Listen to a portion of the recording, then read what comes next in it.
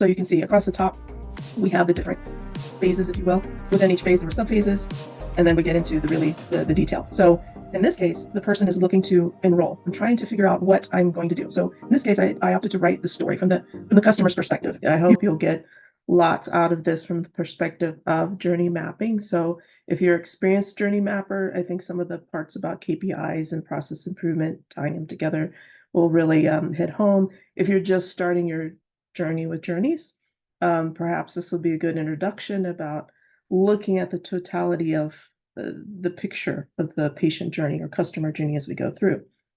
For those of you who are not in healthcare, I think this is very applicable because it talks about telehealth, which is that basically our virtual environments that many companies are working in now, as we bring customers, patients, whatever, consumers into our world. How do we make them feel, and how are they experiencing us? Because we don't have what used to be maybe a high touch scenario anymore. How do we create that through technology? Or sometimes we don't. Sometimes we accidentally create situations, and that's what I think this will highlight as we go through it. So I'm sure that Veronica, you'll keep me informed of any questions, and we'll answer those at the end. Or if you feel like interrupting me during the middle, that's fine too. So with that, we'll go ahead and get started. First, I have to say that as the introduction said, I've been doing CX for a number of years. And I found this particular tool very helpful and useful of putting everything together in one spot. So kind of the visual representation. So when I work with frontline folks, and I've been doing consulting for many years, but frontline folks who do the work, it's a great way for them to understand, oh, this is this is what happens next, right? Because they get very siloed in, this is what I have to do, this is how I perform my work. From the executive stakeholder perspective, it's an awesome representation because it basically puts it on one page. Thanks to the platform, you can scroll and make it bigger, and you can focus in on what you need to for the time. It also exports very nicely into PowerPoint, PDFs, this sort of thing, so that you can use it and reuse it, and invite people to come in and comment on what they're seeing there. So just so you know that's one of the reasons that I really like this platform, because I was experimenting with a lot of different ones, and this one gave me the best visual representation of basically everything I wanted to show in one view. So as we dive into the details here, I think you'll see that. All right. What we're going to cover today is aligning our CX mapping with process excellence, because there's sometimes a discrepancy, because we have PI teams, performance improvement teams, that are working on initiatives and projects underneath and getting very specific with things. And then there's the customer journey, and sometimes they become disassociated, or back to my comment about accidentally creating experience. We think we've fixed something internal to us, and we probably have, but now we've created a consequence on the customer experience side. So we need to understand that relationship. Then it helps us prioritize, right, what to work on and maximize the CX impact. And I should have added in a positive way, because we can definitely do it in a negative way. So how do we not create a worse situation? And then KPIs. So I heard somebody a couple of days ago, a project manager, tell me, well, the project needs to have a definite end, and we shouldn't be measuring forever. It's like, we need to rethink it. Yes, the project should end for sure, but the measurements of the impact of that process improvement probably should live on, to make sure that, one, the process change is nurtured and being sustained, and two, that it's having the impact we intended long term. We like to end things a little quick, so we're done with the project, wrap it up, done. And I appreciate that, having run many, many projects, but we do need KPIs selectively to live on as we think about impacts. And we can choose ones that support both. So one of the things, before I go to process improvement, sorry about the skipping around, the customer journey itself. So the beauty of the customer journey, one of the things I mentioned before, it is visualization. What are our touch points? How are our customers, consumers, patients interacting with us? at a full range. So not just once they come in to our experience, meaning we've identified them, we know them, we have their email or whatever, some way to contact them. But before that, their experience starts when they're wondering if I should talk to us, right? Their experience starts when they Google us. And so I'm a big fan and proponent of looking at marketing efforts, looking at our website, looking at landing pages, or whatever you're putting out there in the I'll call it the Google virtual space for people to find us. What are they finding out about us? Because they may reach out based off of what they're seeing, or they may not, right? So that's good to kind of keep that in mind. And understand really their customer needs and pain points. When we talk about performance improvement, we don't necessarily talk about the pain points of the customer. We talk about our internal operational pain points. We don't have enough staff. We feel like it's a bottleneck. This feels like it's taking too long. That one kind of rides on the customer experience level. But we're concerned about us and very internally focused versus the customer perspectives. Like, well, hang on, does this even impact the customer? Maybe it does, maybe it doesn't. We got to understand that relationship. Then identify what the customer wants. What are their expectations? If you say you're providing red carpet service, what is your definition and what is their definition? Because then we've got a gap, right? We reach out to you. All right, everybody reaches out to me now. I get texts constantly from different people telling me about a new sale because I opted in. Sometimes you wish you didn't do that, right? But you get what I'm saying is that that's now just the norm. So how do you raise the bar? How do I change it for the folks that are interacting with us? And then, of course, the journey map is a way of documenting it so that when we look back in a couple of months, we understand where we were and where we're going. So I'm big on the documentation standpoint. I love that it's visual, but the documentation, because we get new people in and involved in our work all the time. Some because we've got a new area that's coming in. Sometimes it's just we have switch in team members, right? It's a great way to create that history and they can catch it. Again, being visual, they don't need to read, Project Charters over and over and over again to understand it. They can get up to speed really quickly with these visuals here. So on the flip side, as we look at process improvement, very much frameworks. I mean, if you think of Six Sigma, DMAIC, failure modes and effects analysis, right? These are frameworks, way to organize the work and get into what's happening in our processes. More internally focused typically, but the great thing is they're designed to get results. You follow the recipe, you get an outcome, you improve the situation. Unless your person who was guiding you through that messed it up somewhere, it gets you results, right? You follow the recipe, you get the results. You bake the carrot cake, you get carrot cake. Very consistent, and you can do it over and over and over again. And the proven methodologies, we've used these in industries across the board, across time. So definitely in healthcare, very clearly in financial services, and other scenarios. Right? It's very, very similar as we go through that. So how do these work together? So we look at aligning the customer journey with process excellence. What I was saying before, we want to make sure that we understand how the customer is experiencing our processes. Do our processes internal reach them? In the healthcare example, I talked about marketing. I'm going to talk about billing on the opposite end. So we think we're done because you came, you had your treatment, you feel better, hopefully, hopefully you feel better. And then we drop a bill. This is usually for healthcare. This is the analogy is like this. If you've ever heard of the Disney experience, when people come to Disney World in Orlando, you can have the fantastic day, but you've got a rental car and you've lost it in the parking lot because your rental car was white like 50,000 other ones that are there. And you can't find it because it's not your normal car. That is not technically Disney's problem, but they believe it's your experience.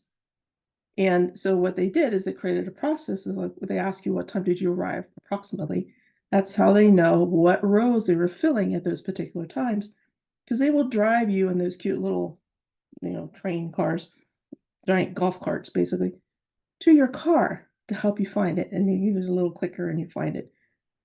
That's not their problem, but they solve it, right? So they want you to have that experience because you could really have a bad day from that experience. Well, I had a great time at Disney, couldn't find the car, wandered around in the 90-degree heat for 2 hours trying to find a car. Is not helpful.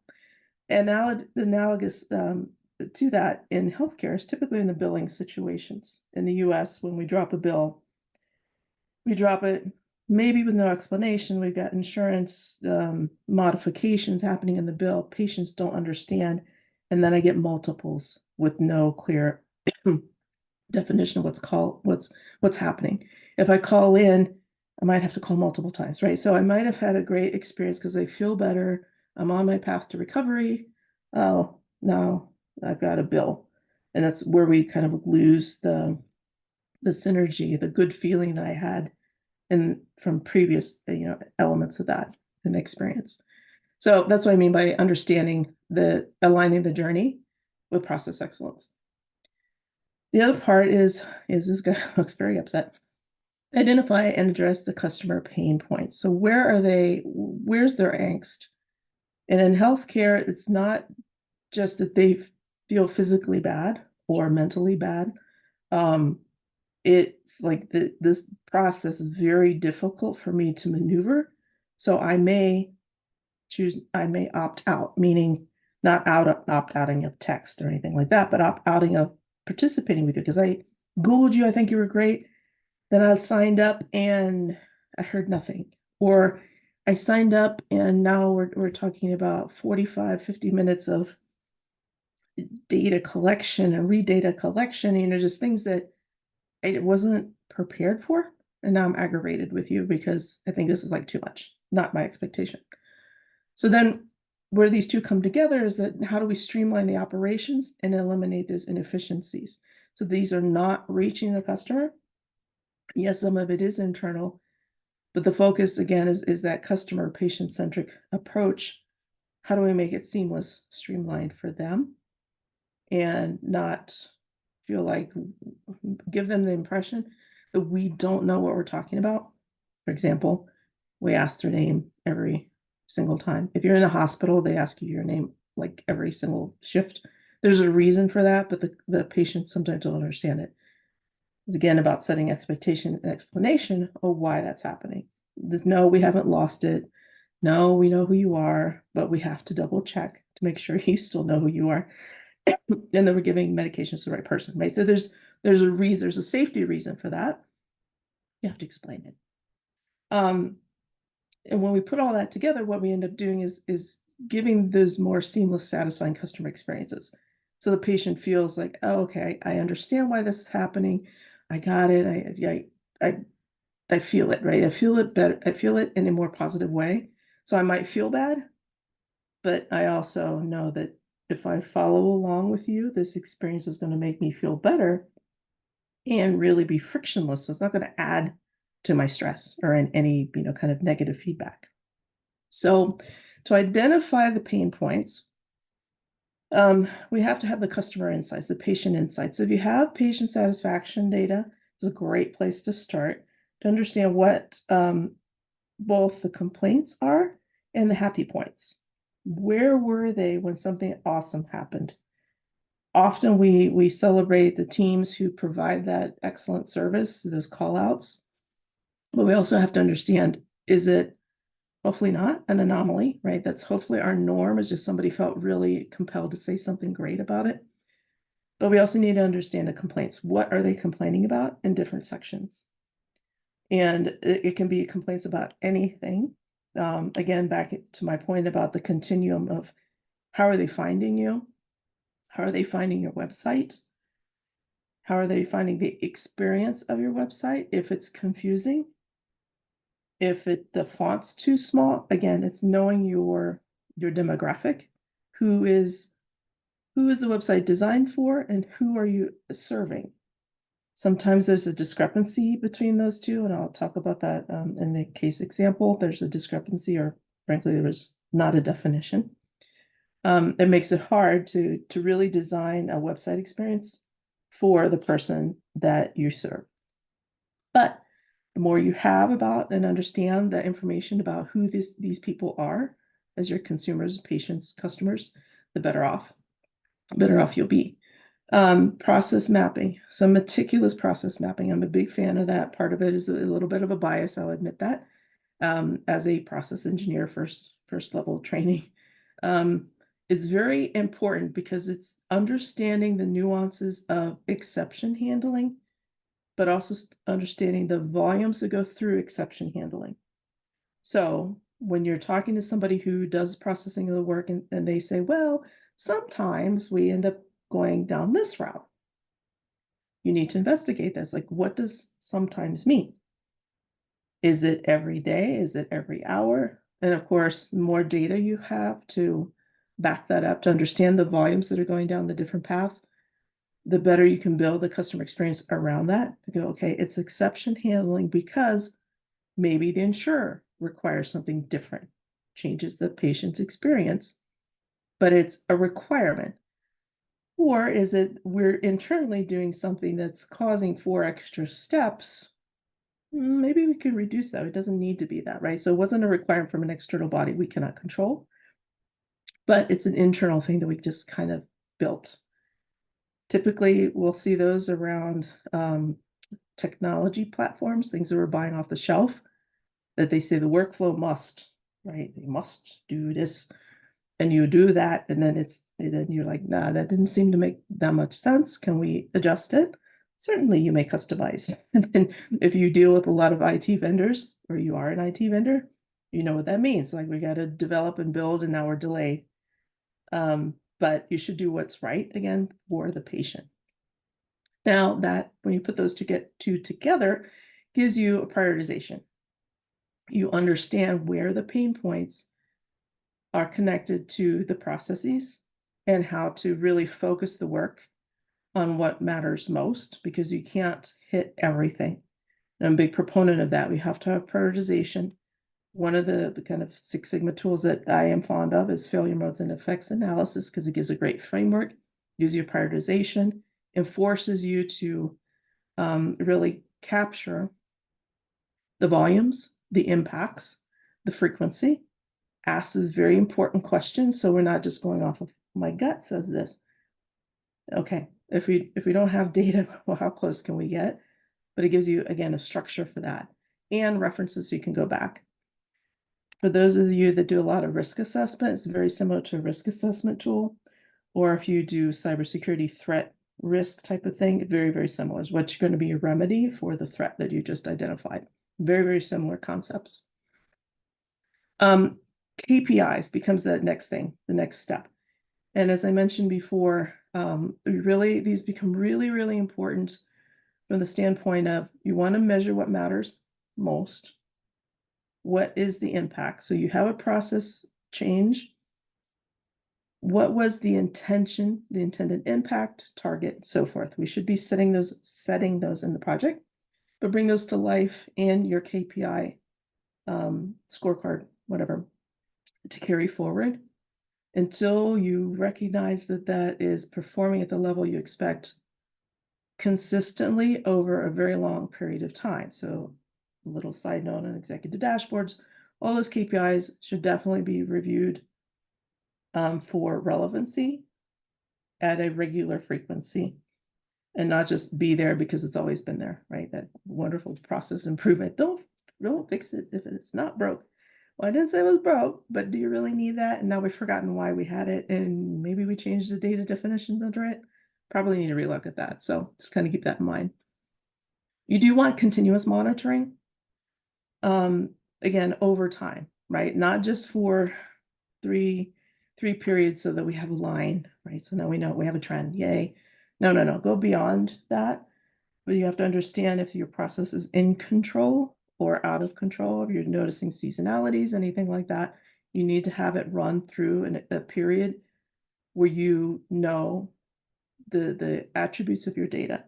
Again, with healthcare, seasonality definitely plays in different times of the year. And, we always joke in healthcare, if there's a full moon and you're in an emergency room, there's for odd reasons, maybe not. there's more traffic, right? There's more volume in there. So that's a weird type of seasonality, but it is proven with data. You can see it.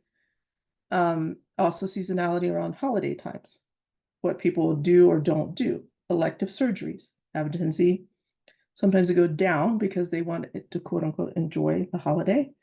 So what I'm saying about the data is to recognize the seasonalities and do your continuous monitoring to capture the seasonalities. So at least go through 1 or 2 cycles of your seasonality to make sure that the change is sticking.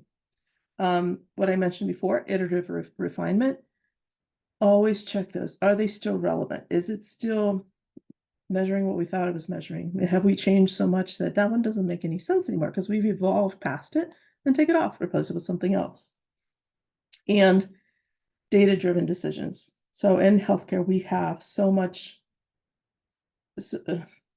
information, so much data, many data points. By doing customer journey maps and process improvement combined, we are now able to, I think, transform that into meaningful views that really define what's happening in our system, So when I say system, I mean process, not computer. Computer, I think, enables the process. Just again, personal bias on that.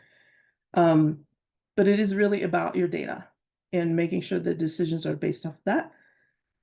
Data-driven, not squeaky wheel, which we in healthcare have a tendency to do. Is like whoever complains as a group or leader the loudest gets what they want. Nope. Well, they can if the data supports that, yeah, this is you're right. You're the priority problem child. Maybe they probably wouldn't like it described that way, but it really focuses and forces description on information and not just feelings. What I did, so we'll start going into the case example here. First thing I did with the journey process is identify the personas. So for this particular case, it's a telehealth behavioral health situation. They have to identify their persona. So we harvested their CRM data and found that they had really 6 different personas that they were serving based off how the patients were entering into the system. Today, I'm only going to show one. I'm not going to show all 6, but so you know, they had not done that yet. They didn't realize the power of personas. Then created a journey map. So using some phase gates, engagement funnel. So they definitely have when you think of a process, and if you're a salesperson, you relate to the sales funnel concept. As I have patients coming in the virtual journey, they have different phase gate decision points where they choose to continue on the journey or to drop out. And sometimes we don't think of it that way when we think of process improvement. It's like, oh, okay. In groceries and retail, we think of that because it's like, oh, this line is too slow. I'm going to go to this one. You do abandon, right? You go to the next one you think is going to move faster. In healthcare, sometimes we think that they're locked in. Well, they've been getting treatments from us, so they will continue to get treatments from us no matter what. We don't think of them as actually leaving the treatment course, but they can. So in this case, it's creating the journey map to say they have choice at each one of those points, and the recognition of that to create their experience partly based on their decision and what's happening with them during that time. Next was to define determining which processes supported each of those sections, and then what KPIs make sense based off of that interaction.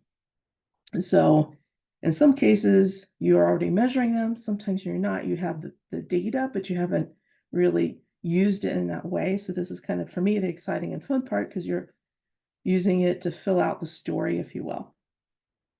So now I'm going to jump over into the platform here and show you.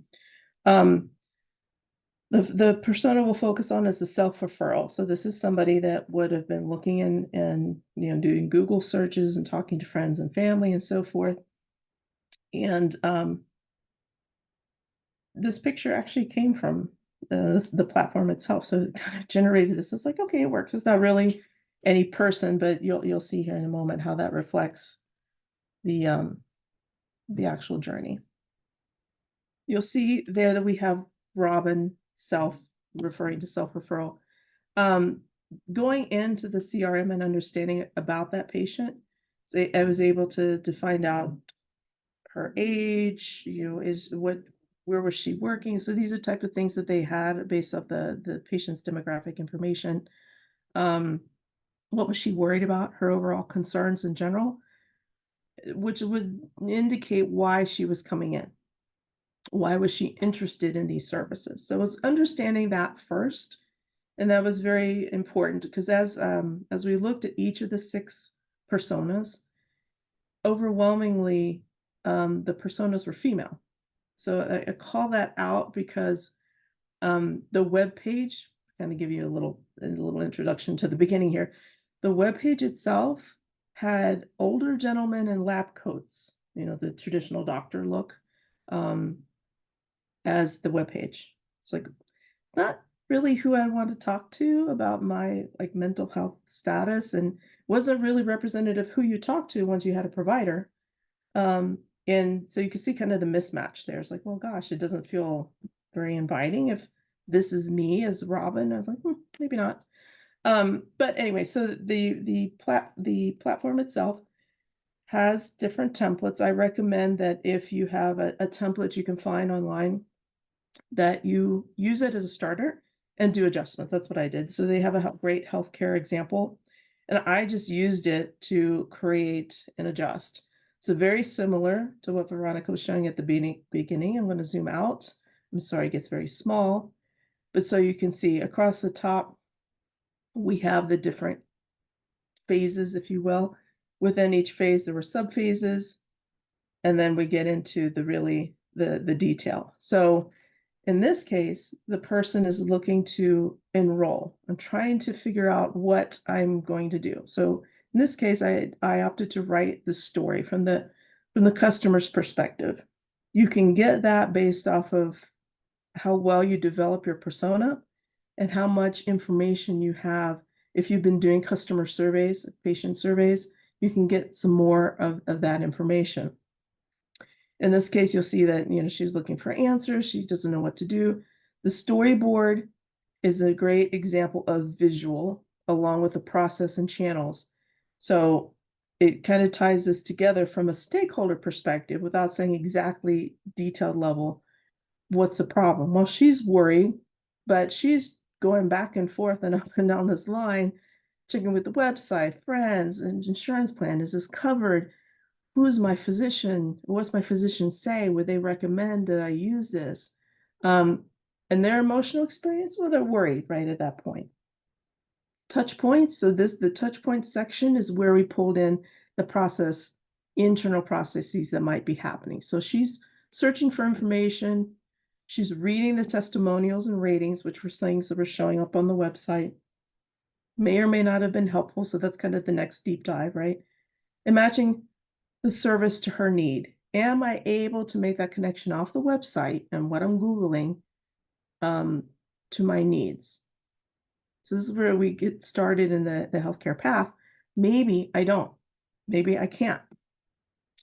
In this case, I wrote the problem is, as I said, there was really no target patient. So marketing is getting diluted. So as much money as we spend on marketing, making sure our brand is out there and people are aware. If we're not targeting and directing at Robin, who was 65% of the patients coming in, we are definitely missing the boat right at the get-go. So our funnel probably could be wider at the top, pulling in more people into the net, so to speak, if we were designing for the experience that would make her feel connected to what we provide. Some KPIs that could be checked on that: time that they're on the site, our web views per visit, a bounce rate, and then the percentage of clicked get care, because that was kind of their call to action. So if you're doing website development, you should have a consistent call to action across the board, not ones that are confusing, like get care, get more information, watch this video. It confuses people. One thing to do, and that's get care. To understand how effective and how clear is it for me to interact with your website. From there, she would do registration. So she would get the reason for getting care is to get on the registration. Unfortunately, with this one, internal process is she was sent an email that, but not an information notification that you have to verify your email. Now, I think most people nowadays are kind of used to that verification process, but some places don't require it. But the majority of these were ending up in spam folders. So you can see what's going to happen is she's not going to register, it's not going to return, it's not going to allow her in, and now we're blocked. So, user experience, although we're still on the website part, can be frustrating, right? I guess at best. And now she's worried. And still worried because I haven't really resolved anything. And then we have tech support. So in this case, I did leave in the platform that was being used. But the intent was you call in. So our phone service, our phone support, our customer service there, and how our help tickets are getting written, we're impacting what's happening in the customer's experience. Because if I'm getting stuck, then I don't know what to do. And likewise, how do we measure that? Time spent registering, registration completion rate, user feedback and satisfaction. Once she registers, she had to complete an assessment. So how are you? And let me understand more about your situation and what's happening. So again, still online, still on the platform. She has a special web form. Feeling a little bit better, right? Maybe a little anxious because of what's going on. The assessments themselves are the touch points, so they are online forms, as well as if I'm having technical issues. Again, I've got my customer support is a touch point. The reason I call this one out, especially because you'll see this. I'm not going to go through the entire thing, but you'll see that it gets called out quite a bit because that experience point, they weren't expecting that to come out as part of the patient journey. But when we're in the virtual situation, that is one of our top touch points.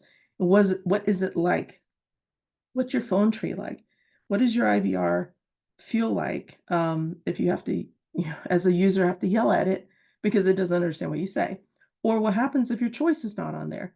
I don't know what to do. I'm confused. So we try to oversimplify and give like 2 options, but now I don't know which option is right. It's like it should be absolutely clear how to get help instead of leaving me frustrated because I will stop the process. Then going on, they scheduled a diagnostic interview. So you would meet with somebody who would say, okay, let me see what kind of treatment plan makes sense for you. After they do that, they attend the diagnostic interview. And one point of contention, because they had a wait list, and that was they were put on a wait list. And why this was a contentious ad was because, like, well, that's not our intended process. I understand. No one intends to have a work queue that is for extended period of time. However, this is your current state. And again, as I'm mentioning, tying it to process improvement, whatever you can do to alleviate the bottleneck is definitely an area you should attack. And so it's one of those that can go away in the future, and you hope it will. But on the other side, instead of it being a red wait list, like it's extended, you will always have a wait list if people have specific preferences. So should be an intended wait list versus an accidental where we're seeing hundreds of people load into that. So again, contentious because they didn't want it on the journey map. But as a practitioner, I would say current state, you have to put it on because it represents the customer's experience. And this is the flip of it's not just about what we internally are experiencing. It's like, oh, we'll resolve that. That doesn't reach them. It's like, well, yes, it does. It absolutely does. And if we were doing any satisfaction checks at this point, we would definitely see that. If you align the process, the customer journey map, and your process improvements, you can unlock bottlenecks. You can address what really matters most, again, instead of trying to fix everything at once, because we cannot. It'll transform what happens, right, for the patient's experience, but then also for our business. And then again, focus on those data-driven optimizations and data-driven process improvements. Use the data you have, understand where your gaps are, and try to fill those in as best as possible, because that empowers your organization. If you share these views, these customer experience views, with as many stakeholders as possible. Part of our projects are typically communication plans. This should definitely be built into the communication plan. It's something that's shared over and over and over again of why we're doing it, what we're doing, and what the impact is. So as individual contributors, everybody can see how they're making things better. And we should see that start to align with our customer and patient satisfaction scores. Thank you, Brenda. Thank you so much for sharing your approach, your ideas on journey mapping and process improvement, and for actually sharing the case you prepared for today. As I said, we have some, here comes the time for the questions. So those of you who have questions, don't forget to send them to the chat if you haven't already done that. And also, I would like to mention that if you are looking for a professional, easy-to-use tool to create journey maps and improve processes in your company, UXpression is right here for you. And if you already build maps in some other tools rather than UXpression, I still encourage you to try it out. Well, you might like it. And if yes, then we will help you to transfer your maps to the tool. And with that, I think we can move to the questions. There is a common challenge that we hear about, and I'm curious about your approach. What's your advice on engaging stakeholders in journey mapping? So the more visual, the better. The detail is, I would reserve it for appendix conversations. So unless you're working with somebody who loves spreadsheets and loves to dig into the data, I don't start there. I start with the picture view, because the storyboard tells the story, I think, better than we can as we're discussing it. And I find people respond to that at all levels very, very quickly, because they absorb it. So the storyboard, a little bit with the story of what's happening from the customer's experience, and the touch points, like those three visual spots, really make it clear so that I understand what happens next in the process. Or if I'm an executive level, I look at the whole process and go, oh, that's different than what I thought. Right? I usually get these aha moments from people as they're looking at it. And then, like I said, add data when they're ready to deep dive to understand why is that face so sad, right? Why is that face so angry, or whatever, or on the opposite side, why are they so happy? Thank you. Well, I expected something like that, because when I was showing the map actually at the very beginning of the event, you agreed with what I said, and I noticed that you have the storyboard in your map actually as well. Yep. Okay, then there was a question from Anya. When you were talking about creating personas, she was wondering if the personas are based on demographics or behavioral data. If you have both, I would recommend doing both. So the client I was working with only had it, they had demographics with a little bit of interactive use. So we knew what kind of device was used, right? So very little from that perspective. But if you have it, I would use it. So I'm a big fan of that. But demographics definitely helps, because it helps with the build out of how I was going to say kind or approachable, right? The designs should be for your consumers. Because I saw in the chat there, somebody said, well, the women make the decisions for the family. That is true. In this case, though, it was individual signing up, so it was a little bit different. I totally agree with the comment that's like women make the family decisions on healthcare, but it was, I signed myself up. And so it was more women, and I think probably because we'll have a tendency to go, yep, I need to talk to somebody because I'm not feeling, right. I need to talk to somebody. I feel like I need to talk to a therapist. Thank you. Then we have a question from Isabel. How often or on which stages do you engage into cross-functional meetings to explore the situation, the potential outcomes, and how much innovation to pull in? Yeah, so how often, I think it depends on the severity of the experience. So what I mean by that is I have a quality background, so I'm going to focus more on where they're unhappy than when they're exceptional. So I view it's probably not, it's just the quality bias, frankly. The ones where they're exceptional and always happy, I will set a regular checkpoint on them, like maybe quarterly, so not as often, as long as I'm not seeing something dip. Where we're extreme negativity, or kind of the red spots, if you will, that I will engage more frequently and try to get them on at least a monthly.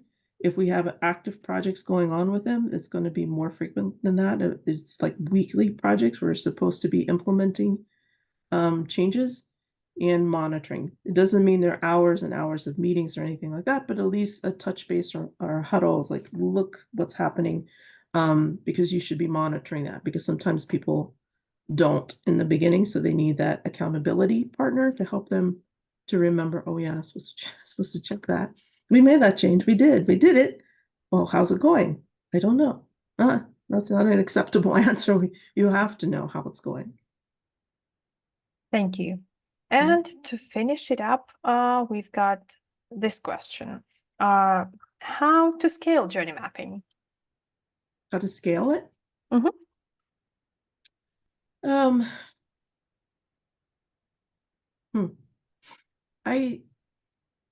I think once people being stakeholders, kind of see the bigger picture, like the continuum, as I usually start at that level. I start at the highest level within scope of project, or of request, I guess. Then people start to ask for, well, how do I do that here? Right? Because they see the power of it in a total perspective, and then they want to deep dive. So I say start at the largest level within scope. Then as it's shared and communicated, people get excited because they want to know, how do I do that? Again, the visualness of it makes it easy to consume. And I'm going to say probably makes them think, oh, it's easy to do. Not necessarily. We all know that the beauty of it is, if you could take something complex and make it look simple, you've really done your job. So they think it's simple to do. It's like, well, not really, but let me show you how, right? And then you start sharing, and then everybody kind of gets behind that, and it's like, well, how do I make that happen? And they start asking the how, because now they understand the what does it do, and they have the why I should do it. It starts to fill out that way.